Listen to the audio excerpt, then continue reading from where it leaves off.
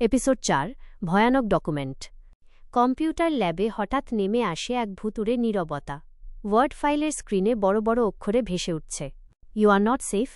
ছাত্ররা চিৎকার করতে লাগল, স্যার দেখুন মাউস নিজে নিজে নড়ছে।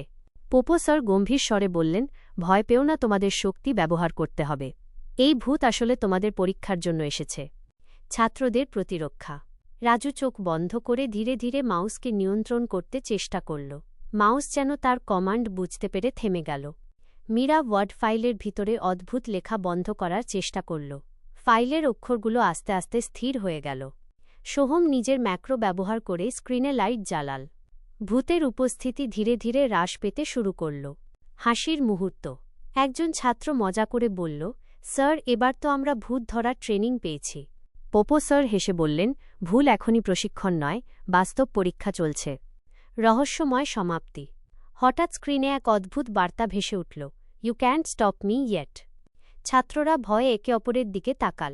পোপো স্যার আস্তে হেসে বললেন, ঠিক আছে, এই ভূত আমাদের কাছে শক্তি যাচাই করতে এসেছে, তোদের এখনই প্রস্তুতি নিতে হবে। To be continued episode 5।